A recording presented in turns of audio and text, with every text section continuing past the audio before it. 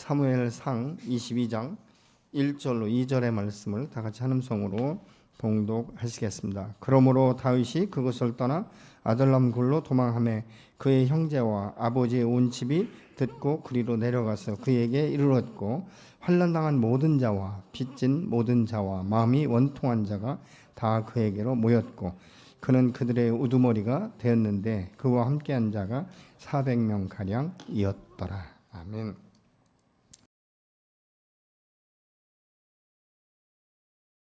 사울 왕의 그 마음이 혼란하고 그 마음 가운데 순간순간 이 분리듯 일어나는 이 분노, 이런 것들을 잠재우기 위해서 이제 수금을 타면서 그 곁에 있다가 어느 날 갑자기 다윗이 단창으로 이제 사울이 단창으로 사울을 죽이려는 이런 일들이 벌어지면서 이제 다윗이 피하기 시작합니다. 그렇지만 이 다윗의 마음 가운데는 여전히 사울의 왕궁을 기억하고 있었죠. 그런데 하나님께서는 이 시간이 지날수록 다윗과 사울을 완전하게 분리시키시는 이 일들을 일으키는 것을 봅니다. 그래서 다윗은 이제 더 이상 내가 이 곁에 있어서는 아무것도 안 되겠다는 이 생각과 이 두려움 때문에 피신하기 시작합니다. 사실은 다윗이 피신할 수 있는 마음의 준비를 하지 않은 이런 상태에서 떠나다 보니까 갈 곳을 잃어버리는 것이죠. 그래서 오늘은 이곳에, 내일은 저곳에, 그러면서 자신의 이 안정감을 취하기 위해서 이 땅 저 땅을 돌아다니는 것이죠. 그런데 하루는 이제 이 가드 왕이 있는 그 가드 왕 이 아기스에게 찾아갑니다. 그런데 그 주변의 신하들이 이상하게 다윗을 알아보는 거예요. 그러면서 다윗이 어떤 사람인지를 이 왕에게 이야기하는 그 소리를 다윗이 듣고서 화들짝 놀라버립니다. 깜짝 놀라가지고 이 사람도 어떻게 나를 알고 있는가. 그래서 임기응변으로 미친 척하는 거죠. 침을 질질 흘리기 시작하고 눈을 이상하게 뜨고 말을 아주 어둔하게 하고, 그러니까 이 가드 왕이 이 다윗의 이 행동을 보면서 미친놈이다 이렇게 이제 생각을 한 것이죠. 그래서 21장 15절에 보면 가드 왕 아기스가 이렇게 말합니다. 같이 봉독하시겠습니다. 내게 미치광이가 부족하여서 너희가 이 자를 데려다가 내 앞에서 미친 짓을 하게 하느냐. 이 자가 어찌 내 집에 들어오겠느냐 하니라. 그러니까 이 일 후에 이 다윗이 내가 더 이상 이 세상 가운데 떠들어올 수가 없구나 이런 생각을 한 거예요.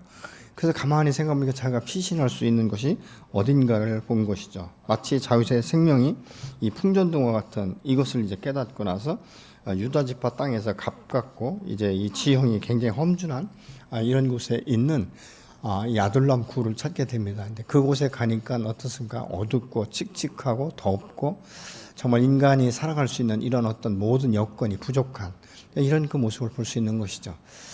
그것 가운데 갔을 때 사실은 이 다윗 같은 경우에는 굉장히 마음에 낙심을 할 수 있고 좌절할 수 있거든요. 그러니까 사람이요 너무 힘들고 너무 피곤하면 사람을 만나는 것조차 굉장히 힘들어할 수가 있어요. 그럴 때는 어떻습니까? 대부분의 사람들이 홀로 있었으면 좋겠다. 좀 자기를 생각하고 자기를 돌아볼 수 있고 좀 쉴 수 있는 이런 여유를 있었으면 좋겠다라고 생각을 했는데, 의외로 그곳에 가보니까 사람들이 있는데 그 사람들이 다윗이 왔다는 소리를 듣고 또 몰려드는데 대부분 건강한 사람이 오지 않는 거예요. 전부 다 상처받고 환난을 당하고 고난을 당하고 배신을 당하고, 심지어는 자기의 가족들도 과거에 이 다윗이 목동일 때는 거들떠보지도 않을 만큼 무시당하던 사람이었는데, 이제 다윗이 이 왕궁에서 쫓겨나고 하다 보니까 주변 사람들이 어떻게 생각했겠어요? 저 가정은 다윗의 가정이라는 것을 계속적으로 이야기했겠죠. 그러니까 이 가족들도 피할 곳이 없기 때문에 결국 다윗이 있는 야둘람굴에 왔다는 것이죠. 여러분, 우리가 공동체 안에서 제일 힘든 공동체가 어떤 공동체인지 아십니까? 마음이 상한 자들이 모이는 공동체예요. 왜냐하면 마음이 상하다 보면 전부 다 그 나름대로의 그 상처가 있고 고통이 있거든요. 그러니까 자기 중심적으로 모든 것들을 해석합니다. 그러니까 마음이 상한 자들에게는 말 한마디 잘못하면요, 저 사람 나를 대놓고 지금 치고 있건 이런 생각을 하는 거예요. 그러니까 어떻게 되죠? 용납하고 이해하는 게 꼬나물기 시작하는 것이죠. 내가 언제 때가 되면 원수를 갚으리라 이런 것이죠. 근데 이런 사람들과 여러분 24시간을 함께 있다고 생각해 보십시오. 이거 쉬운 일 아니거든요. 각자가 자기 소리를 내는 거예요. 다 자기 중심적으로 해석하고 자기만 위안을 받고 자기를 격려하고 자기를 칭찬하고 세워줄 수 있는. 근데 다윗과 같은 경우도 사실은 이런 사람이 필요하다라고 생각했을 거예요. 그런데 이곳저곳 다녀보고 이 사람 저 사람 만나봐도 실질적으로 자기밖에 위안을 주지 않았다는 것이죠. 그런데 왜 하나님께서는 이런 이 상처가 많고 이 고통당하고 있는 이 사람들을 다윗 곁에 붙여 주었을까? 지금 다윗 자신도 인간적으로 볼 때는 가장 밑바닥에 지금 처박혀 있는 거예요. 여러분 원해서 가겠습니까? 원하지 않는 그 땅에 가고 있는 것이죠. 근데 많은 사람들이 왜 상처받은 사람들이 다윗에게 이렇게 몰려올까? 그래도 내가 다윗 곁에 가면 위로받을 수 있겠다. 그래도 다윗 곁에 가면 내가 치료받을 수 있겠다. 뭔가 회복이 있을 것이다라는 아주 작은 신라과 같은 소망이 있기 때문에 다윗에게 몰려드는 거예요. 여러분 사람이 누구를 찾을 때 내가 위로받고 격려받기를 찾을 때는요. 그래도 누군가는 나를 알아주기 원하는 그런 마음이 있는 사람을 우리가 찾아가서 자기 이야기를 하게 되는 것들을 우리가 볼 수 있게 되는 것이죠. 다윗은 처음에 이 왕궁에 있을 때는 그래도 나름대로 여기서 잘 정착하면 좋을 줄 알았어요. 그런데 하나님께서 자기의 생각과는 전혀 다른 방향으로 인도하기 시작한다는 것이죠. 여러분 사람이 발붙일 곳이 없는 것처럼 힘든 게 없는 거예요. 이 아둘람 불이라는 것은 그렇기 때문에 편한 것이 아니다는 것이죠. 그래서 15절 11장 38절은 이렇게 말합니다. 광야와 산과 동굴과 토굴에 유리하는 자와 같았다 이렇게 말하고 있어요. 얼마나 힘든 인생인 것을 우리가 알 수 있게 되는 것이죠. 근데 왜 하나님께서 이곳 가운데 붙였을까? 사울을 왕으로 세울 때 이런 훈련을 하지 않았거든요. 여러분 한 나라의 왕은요 그 왕권을 가지고 위에서 감독하고 명령하는 것이 아니라 그 밑에 있는 사람들이 얼마나 힘들고 얼마나 이 어려운 이 환경과 이 싸우고 있는가 이런 것들을 알아가는 것이 매우 필요한 거예요. 그러니까 다스리기 이전에 사람들의 상태를 아는 것이 매우 중요한 것이죠. 제가 기억상실에 걸리고 무기력증에 걸렸을 때 제가 이제 이 훈련을 받고 다음 세컨드 훈련을 받으려고 하는데 터키에 있는 한 선교사를 제가 만났거든요. 그래서 이제 상담을 한 거예요. 내가 가서 지금 아직까지 이게 회복이 안 됐는데 한 6개월 동안 간사로 섬기면 어떻겠냐. 그렇게 제가 이야기를 했어요. 그랬더니 이 선교사님 뭐라 하는지 아십니까? 형님, 그러면 어정쩡하게 이것도 아니고 저것도 아니에요. 간사가 되려면 적어도 그 양의 음성을 들을 수 있고 양이 어디가 아픈지 그리고 어떻게 해야 되는지 아는데 형님 지금 목회만 하다 왔잖아요. 그렇기 때문에 그런 준비가 안 돼 있으니까 차라리 양들 틈에 들어가서 양들이 왜 아파하는지 겨드랑이에 왜 골맞는지 왜 자기를 모르는지 이런 것들을 잘 알면 나중에 형님이 목회할 때 큰 도움이 될 거라는 이런 이야기를 하더라고요. 그래서 제가 그 말도 일리가 있는 것 같아서 이제 들어갔어요. 들어갔는데 참 이게 이 젊고 이 어린 사람들하고 공동체 생활하는 게 녹록하지 않더라고요. 이제 저 같은 경우도 우리 두 아이를 다 데리고 가지 않습니까? 근데 어떤 때 황당하게 처음에 무엇이 황당하냐면요. 19살 먹은 애가 저한테 그러는 거예요. 강신영 형제님 이러는 거예요. 강신영 목사님 해도 좀 뭐 할 텐데 강신영 형제님 이렇게 말을 하니까 내가 지금 얘한테 뭐라고 대답을 해야 될지 굉장히 처음엔 그게 듣는 게 어색했어요. 근데 시간이 지나다 보니까 그 선교사님 말이 맞더라고요.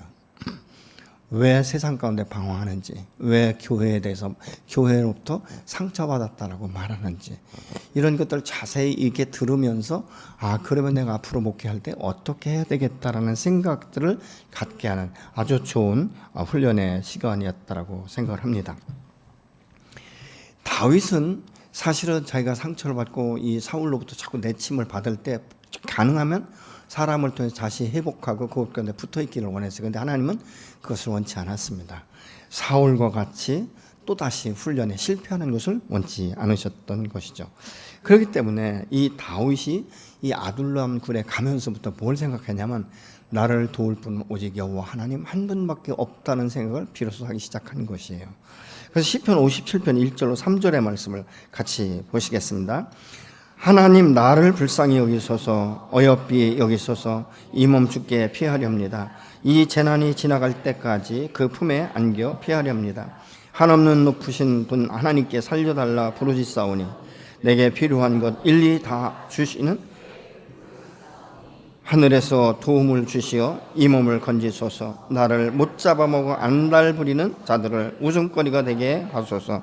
하나님, 주의 한결같은 사랑과 신실함을 보여주소서. 이 현대어 성경은 이렇게 지금 이 본문을 말씀하고 있습니다. 다윗은 그동안 자신의 문제를 해결하기 위해서 하나님 앞에 의지하지 않고 사람을 찾아다닌 거예요. 자기의 생각과 자기의 방법대로 이 문제를 풀려고 하는 것이죠. 그런데 아둘람 굴에 가보니까 자기보다 더한 사람들도 있고 고통당하는 이 사람들이 있다는 것이죠. 그래서 다윗은 자기를 돌보기보다는 이 사람들과 함께 공동체를 어떻게 하면 더 이루어갈 수 있을까? 이 사람들을 어떻게 하면 내가 위로하고 격려해 줄 수 있을까? 이런 생각들을 하기 시작한 것입니다. 그리고 그 마음과 그 생각을 하나님께로 향하여 들면서 기도하기 시작하는 것이죠.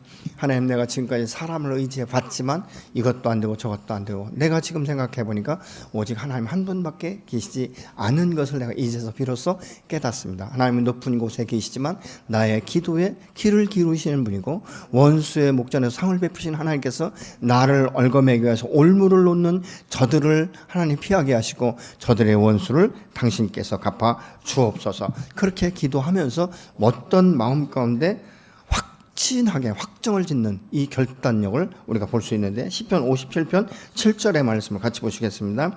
하나님이여, 내 마음이 확정되었고 내 마음이 확정되었사오니 내가 노래하고 내가 찬송하리이다. 얼마 전까지만 해도 자기의 고통과 이 문제를 해결해서 그렇게 안달복달하고 사람 찾아다니고 이리 가고 저리 가고 하던 이 다윗의 마음 가운데 어떤 확정을 하냐? 하나님, 내가 이제 세상 바라보지 않고 오직 하나님 당신만을 바라보기로 확정합니다. 오히려 내가 이때 하나님을 찬양하고 하나님 앞에 감사하기로 결정합니다. 이렇게 결정하는 거예요. 여러분, 여러분의 인생 가운데 이런 일들이 일어나지 않습니까? 여러분, 물질 때문에 어렵고 인간관계 어렵고 또 마음의 상처를 받고 사람과 대화하고 싶지도 않고 또 이런 일들이 당하면 두 부류가 생겨요. 너무 열등의식 가운데 자기를 완전히 포기하는 사람이 있는가 하면, 어떤 사람은 악착같이 아주 자기가 아주 이를 악물고 출세해서 내가 갚아주리라 이런 생각으로 열심히 해서 성공하는 사람들이 더러 있습니다. 근데 이 사람들이 리더가 되면 그 밑에 사람들을 얼마나 잡아버리는지, 오히려 상처를 주는 이런 리더십을 발휘하는 것들을 우리가 삶 가운데 주변 가운데서 볼 수 있게 되는 것이죠. 하나님께서 왜 다윗을 이렇게 인생의 밑바닥까지 내려놓으셨을까? 더 이상 내려갈 곳이 없을 만큼 아주 이 다윗을 밑바닥으로 세운 것을 볼 수 있게 되는 것이죠. 다시 말하면 이 다윗이 이스라엘 백성을 지도할 때 그냥 위에서 왕권만 가지고 이래라 저래라 세상을 잘 알지 못하면서 명령하고 지도하는 이런 것들이 아니라, 가장 밑바닥에서 이스라엘 백성들이 왜 고난을 당하는지, 왜 슬피 우는지, 왜 환난을 당하는지, 왜 어려움을 겪고 있는지, 그 문제를 어떻게 해결할 길이 없어서 이렇게 유리방황하고 있는지, 이런 것들을 보게 하시는 거예요. 여러분, 참된 하나님의 사람은 사람의 마음을 이해하는 거예요. 긍휼히 여기는 마음을 가져야 되는 거예요. 나보다 이웃을 먼저 생각하고 이웃을 낮게 여기는 이런 마음들이 있어져야 될 줄로 믿습니다. 여러분, 한 번도 상처받지 않고 어려움을 겪어보지 않은 사람은요, 어려움을 겪는 것에 대해 전혀 이해하지 못합니다. 그냥 자기 방법으로 모든 것들을 해석해버리는 이런 우를 범할 수 있게 된다는 것이죠. 다윗이 인생의 가장 밑바닥에 갔을 때 비로소 하나님을 발견하기 시작하는 것을 우리가 보게 되는 것이죠. 여러분, 우리의 삶 가운데 혹시 나는 어떤 여러분의 있는 현재의 그 위치에서 지도자의 입장이 있습니까? 아니면 밑에서 섬기는 자의 입장이 있습니까? 우리가 다 달라질 수 있어요. 그렇지만 내 마음 중심이 어떻습니까? 여러분, 윗사람을 섬길 때 기쁨으로 전심으로 섬기십니까? 아니면 아랫사람들을 여러분들이 지도할 때 어떤 리더십을 가지고 그냥 명령이 불복종하면 반대한다고 생각하는 이런 마음을 혹시나 갖고 있지 않습니까? 진정한 리더십은요, 사람들로부터 스스로 존중하게 만드는 거예요. 그것은 무엇입니까? 다른 사람의 고통을 품에 안고 이해할 수 있고 그 사람을 도울 수 있는 이런 리더십이 진정한 리더십인 줄로 믿습니다. 세상 가운데 가장 크게 가장 힘든 훈련이 사람들과 함께 공동체를 이루는 것 같아요. 그래서 이 공동체 중에서 가장 힘든 것이 상처받은 사람들의 공동체예요. 왜냐면 상처받은 사람은 다 모서리가 있거든요. 날카로운 면이 있다고요. 그러니까 조금만 수틀리면 그 날카로운 부분으로 상대방을 탁 쳐버리거든요.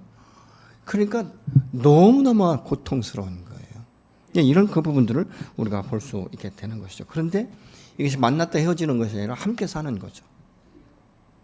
너와 나와 다른 것. 그러니까 다르다고 생각하고 하지 않고 우리는 자꾸 틀렸다라고 말하니까 자꾸 문제가 되는 이런 그 부분을 보거든요. 왜 그렇습니까? 마음이 상한 자들은요, 한결같이 자기중심적이에요. 자기를 스스로 보호하기 위해서 얼마나 철벽같이 벽을 세우는지 모릅니다. 그리고 자기를 조금만 무시하는 것 같으면 너 나 무시하니? 이런 어떤 이 감정들이 확 올라와서 상대방의 말의 의미와 뜻을 전혀 다르게 왜곡해서 해석하게 되는 경우를 보거든요. 그러니까 이런 사람들은 얘기해. 내가 언제 그랬냐면 너 아까 나한테 그렇게 말했잖아. 사실 그 사람에게 향해서 말한 적이 없거든요. 근데 본인이 그렇게 듣는 거예요. 왜 많은 사람 앞에서 나를 망신 주냐? 이렇게 얘기한다는 거죠. 근데 말한 사람은 전혀 예기치 못한 일이에요. 근데 그렇게 말할 수 있는 것은 무엇입니까? 내가 보호하기 위해서 스스로 움츠러드는 거예요. 그리고 스스로 날카롭게 정말 칼을 가는 이런. 그래서 어떤 사람들 얘기 들으면 아주 이를 갈면서 원수 갚겠다 이렇게 말하는 사람들 더러 있는 것을 우리가 볼 수 있지 않습니까? 상처받고 환난을 당한 사람들은요, 혼자 있으면 풀어지는 게 아니에요. 그 상처와 이런 어떤 환난 여기에만 계속 집중하기 때문에 계속 깊이 들어가는 거예요. 그러니까 뭐예요? 다 이 세상도 자기를 버렸다고 생각하고 하나님조차도 자기를 버렸다고 생각하기 시작하는 것이죠. 자신이 어떤 사람인가를 볼 수가 없는 거예요. 그런데 공동체 안에 같이 들어가잖아요. 그러면 다른 사람들이 상처받은 이야기를 한다든가 또 그것을 어떻게 풀어줬는가 이런 이야기를 하다 보면 자기를 볼 수 있는 거예요. 인격적인 자기의 모습을 다시 회상하면서 바라보는 것이죠. 내가 왜 이렇게 상처를 받았을까? 그가 왜 내게 이런 말을 했을까? 나에게는 혹시 문제가 없는가? 내 말은 가시돋친 말이 아니었는가? 이런 것들을 발견하기 시작하는 거예요. 그래서 때로는 이 공동체 훈련이라는 것이 매우 중요한 줄로 믿습니다. 그러니까 어떤 때는요, 혼자 있을 땐 자기 이기적인 걸 몰라요. 굉장히 자기주관적이라는 걸 몰라요. 근데 함께 있다 보면 내가 저 사람을 보니까 나도 저런 이기적인 마음이 있었구나. 이런 것들을 깨닫기 시작하는 거예요. 이 공동체 훈련이 매우 필요한 거예요. 그래서 여러분 이 교회에서 하는 이 공동체 훈련에 여러분 계속적으로 참석하실 때 많은 변화가 일어나게 되는 줄로 믿으시기 바랍니다. 그렇기 때문에 우리가 보니까 여러분 한번 생각해 보세요. 교회는 상처받지 않은 사람만 왔다. 예수 믿고 구원받아 십자가에 모든 죄를 사함 받았기 때문에 모두가 위로하고 모두가 축복할 수 있는 여건을 다 갖추었다. 맞습니까? 아멘이십니까? 여기에 아멘 하시는 분은 상처가 전혀 없는 분들이에요. 이 사람은 누구를 만나도 평안한 사람, 기쁨으로 축복하고 이해하고 용납할 수 있는 사람이에요. 근데 저는 지금까지 거의 한 40년 목회하면서 저 자신부터 아직까지 한 사람도 이런 사람을 본 적이 없어요. 좀 괜찮다 싶으면 잘난 척하고, 조금 상처받다 싶으면 어떻게 보면 어떤 때 보면 아주 비굴할 만큼 확 고개를 숙이고, 이런 사람들이 너무 많더라고요. 여러분, 우리는 그렇기 때문에 이 교회 공동체는 완전한 공동체라고 생각하는 자체가 착각이에요. 그래서 우리는 서로 상처받은 자이기 때문에 서로 그것을 밑바탕에 깔고 우리 생각하기 시작해야 돼요. 저는 그렇게 생각해요. 그래도 저 사람이 예수를 믿으니까 이만하지. 그래도 저 사람이 신앙생활을 오래 하고 말씀을 듣고 말씀을 읽다 보니까 이만큼 변한 거지. 그렇게 생각하는 거예요. 혹시라도 제가 이만한다고 또 오해하시는 분 계시지 몰라요. 나는 아무렇지도 않은데 목사님 혹시 나를 그렇게 생각하지 않나? 아니에요. 전 그런 분은 그렇게 생각 절대 안 하는 거예요. 이해가 되십니까? 그래서 교회는 서로가 격려받기 원하는 마음이 아니라 내가 격려해주고 내가 용납받을 수 있는 이런 상부상조, 이런 시간, 이런 공동체가 되어야 될 줄로 믿습니다. 누가 아프다가 오면 함께 울어줄 수 있고, 누가 문제가 있고 환난과 고난과 역경이 당할 때는 함께 같은 마음을 가지고 같은 심장으로 하나님 앞에 기도하며 그 영혼을 축복할 수 있는 이런 건강한 공동체가 세워져가는 교회가 되어야 될 줄로 믿습니다. 다윗이 언제부터 그 심령이 풀어지니까 하나님만 바라보기로 확정할 때부터 풀어지기 시작한 거예요. 다윗에게 온 사람들은 한결같이 문제를 가지고 있는 사람들이었지만 그들의 마음속에 다윗을 만나면 해결될 수 있다는 이 마음을 갖는데 다윗이 어떤 이야기를 했을까요? 전 그렇게 생각합니다. 다윗은 사실 사무엘로부터 이 기름을 부어받기 전에는요, 들에서 양을 치는 목자였었고 가정에서조차도 소홀히 여겼던 사람이에요. 근데 그 다윗은 들판에 있을 때 홀로 외롭고 힘들 때는 자기도 모르게 하나님을 찬양하기 시작했어요. 시편에 보면 하나님께서 다윗의 마음을 움직이시고 다윗이 하나님을 찬양하고 하나님 앞에 간구한 내용들이 얼마나 많이 나오는지 모릅니다. 그러니까 아까도 아둘람 굴에 들어가서 비로소 하나님 앞에 기도하는 이런 모습을 볼 수 있지 않습니까? 과거의를 회상하는 거예요. 내가 들판에서 그 외로울 때 하나님을 찬양할 때마다 내 마음을 위로하셨고, 곰과 사자가 내 양을 탈취할 때 내가 그들의 발톱에서 건져낼 수 있도록 내게 능력을 주신 분은 오직 하나님 한 분이시다라는 것을 다윗이 기억하기 시작한 거예요. 옛사랑을 기억하기 시작한 것이죠. 하나님 앞에 섰을 때 내가 어떤 자세로, 어떤 몸으로, 어떤 마음으로 섰는가, 그때처럼 행복한 때가 없다는 것을 다윗이 언제 깨닫습니까? 왕궁에서가 아니에요. 이 어둡고 칙칙한 아둘람 굴에 있을 때 비로소 이것을 발견하기 시작하는 것이죠. 그가 항상 이 세상 가운데 나가서 보니까 그거 열심히 세상 가운데 뭔가 붙잡으려고 하다 보니까 하나님과 교제하는 것들이 자기도 모르는 사이에 점점 멀어진 거예요. 그런 이런 그 상태 가운데 있는 것을 우리가 볼 수 있죠. 다윗이 하나님 앞에 나온 것은 더 이상 인간적인 방법으로는 자신의 문제가 해결될 수 없다는 사실을 깨닫고 나서부터 하나님 앞에 나오기 시작한 것이죠. 여러분, 그래서 이 다윗이 이 상한 사람들에게 어떤 말로 권면하고 위로했는지 아십니까? 내가 과거에는 하나님과 친밀했었어. 그런데 내가 왕궁에 들어가면서부터 나도 모르게 하나님과의 교제가 단절됐는데, 내가 지금 생각해 보니까 내 영혼이 답답하고 내 삶이 계속적으로 묶이고 가는 곳마다 나를 인정해 주지 않고 사람들의 위로를 받아도 일시적인 것이지 영원한 것이 아니었어. 그 내가 이 아둘람 굴에 와서 내 자신을 바라고 당신들을 바라볼 때 이 문제를 해결할 수 있는 분은 오직 하나님 한 분밖에 안 계시다는 것을 그가 이야기한 거예요. 오늘날 우리가 말할 때 이 힘든 사람들에게 생명의 복음을 증거하는 것처럼 내가 예수를 만나기 전에 내 인생은 이렇게 살았어. 정말 힘들 때마다 사람을 따라다니고 돈을 따라다녔지만 마치 불나비와 같은 것이었어. 그러나 내가 예수 믿고 나니까 수고하고 무거운 짐진 자라 다 내게로, 내가 너희를 쉬게 하려고 말씀하셨던 이 말씀을 내가 믿고 내 인생의 고난과 역경과 모든 짐들을 하나씩 하나씩 나도 모르게 맡기고 나서부터는 내 마음껏 평안이 오기 시작했어. 지금은 내가 고난이 오면 어떤 사람보다도 하나님을 원망하고 탓하는 것보다도 하나님 앞에 간절히 기도할 때 하나님께 내 마음을 위로하시고 말씀을 주시는 것들을 나는 수시로 느껴. 그래서 내가 하나님과 함께 동행하는 것이 너무 기쁨이야. 이렇게 이야기해 주는 것이죠. 그게 전도예요. 또 다윗은 그 말을 통해서 하나님의 살아계시고 하나님의 전능하심을 상한 마음이 있는 자들에게 전달해 주는 거예요. 그러면 어떻습니까? 그들이 말할 때 나도 다윗이 만난 하나님을 만나고 싶다. 그리고 이 다윗이 여기서 뭘 발견하는지 아십니까? 하나님 앞에 그들을 인도하면서 그들 안에 숨겨진 보화와 같은 나름대로의 재능과 나름대로의 그 놀라운 능력이 있다는 것을 깨닫기 시작하는 거예요. 여러분, 사람이 말이죠, 상하지 않고 그 상한 마음이 풀어지고 하나님의 사랑과 은혜를 경험하기 시작하면 그 내면 가운데 잠재되어 있던 그 무의식 가운데 있었던 그 사람만이 가지고 있는 독특한 재능과 은사들이 발견되기 시작하는 줄로 믿으시기 바랍니다. 이 사무엘상 23장에 보면요, 이 사람들이 치료되고 회복되니까 다윗의 호위 무사가 3명이 나오는데 이 3명은 굉장히 출중한 사람들이에요. 뿐만 아니라 이 다윗의 중간 역할을 할 수 있는 사람들이 수십 명이 400여 명 가운데서 나오기 시작하는 것이죠. 얼만큼 다윗과 끈끈한 정을 이루는지, 다윗이 말을 하면요, 자기의 생명을 내놓고 다윗의 말에 순종하는 모습을 우리가 볼 수 있게 되는 것이죠. 이렇게 되기까지는 수많은 시간들이 있었다는 것이죠. 그리고 다윗을 통해서 하나님의 역사와 하나님 함께 하시는 자가 어떻게 풀어지고 어떻게 승하는지를 그들이 눈으로 본 거예요.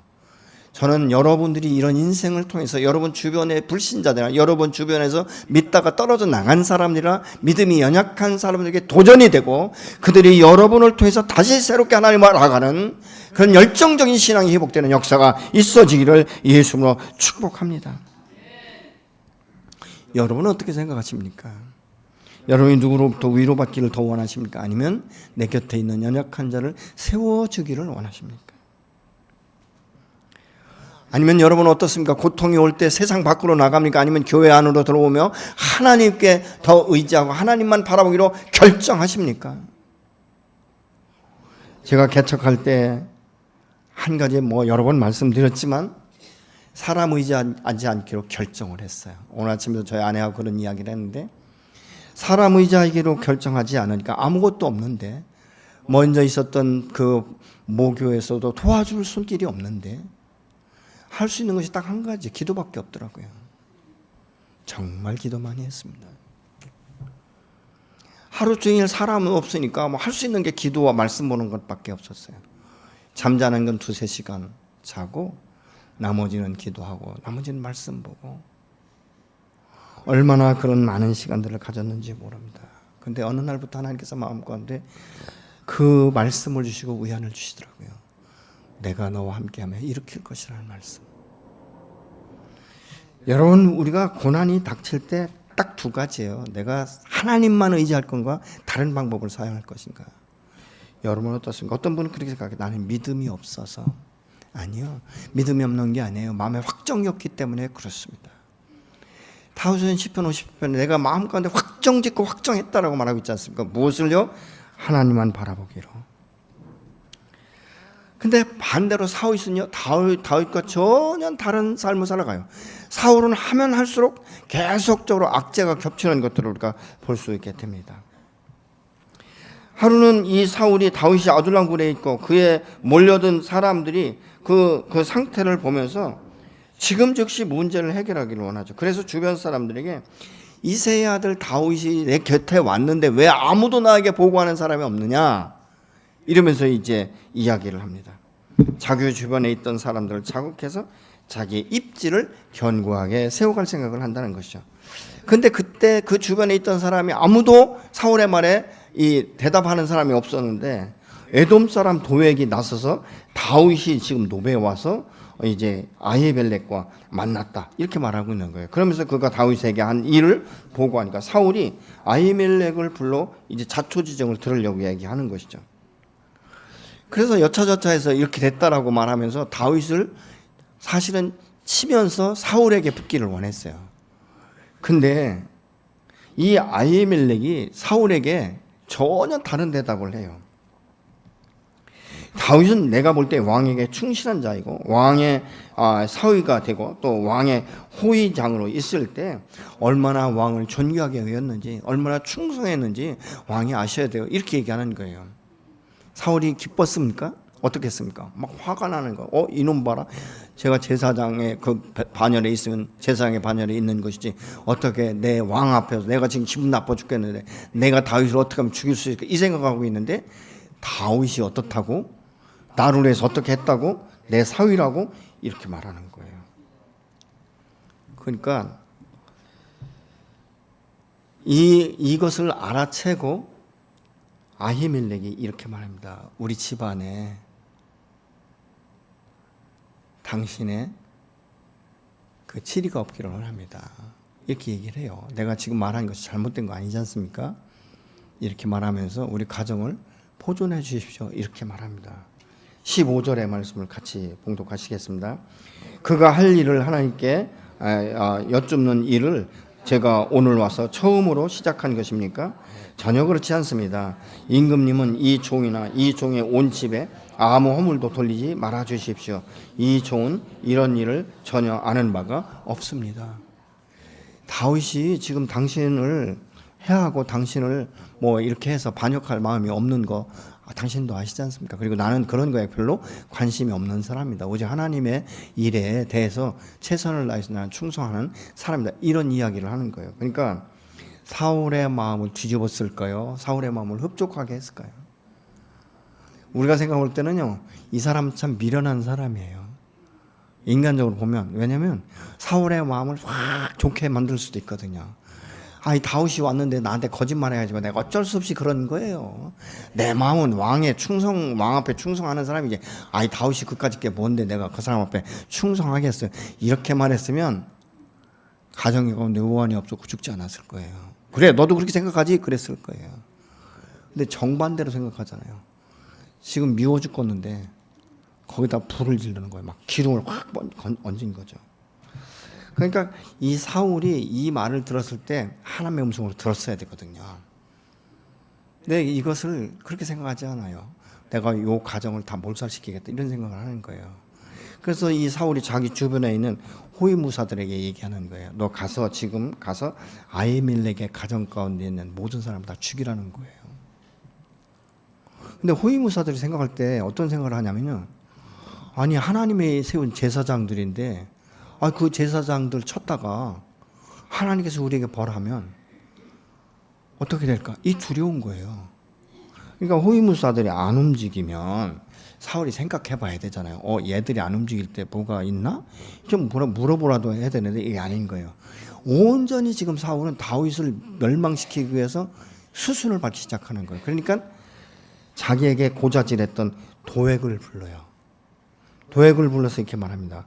왕의 명령을 저놈들이 어기는데 너는 가서 그 제사장들을 다 쳐라. 갖고 이 제사장의 옷을 입은 제사장들을 쳤는데 몇 명 친지 아십니까? 85명을 죽여버린 거예요. 하나님 앞에 사울이 얼마나 큰 범죄를 저질렀는지 모릅니다. 하나님께서 세우신 하나님의 사람들 다 쳐 죽여버린 거예요. 하나님의 음성을 더 이상 듣고 싶지 않다는 거예요. 너희들이 말하는 그 하나님, 난 더 이상 믿고 싶지 않아. 내 마음대로 하고 싶어. 나는 왕권을 지켜야 되고 내 아들 세대에 물려줘야 돼. 이렇게 생각하겠다는 것이죠. 여러분, 한 나라의 왕을 세우는 이도 엎어놓는 이도 하나님이신 줄로 믿으시기 바랍니다. 여러분, 내가 지금 어떤 위치에 있든지 이것은 내 힘으로도 됐지만 궁극적으로 무엇입니까? 여러분을 붙들고 계시 여러분을 축복하시 여러분을 높이신 여호와의 손길이 있기 때문에 그런 줄로 믿으시기 바랍니다.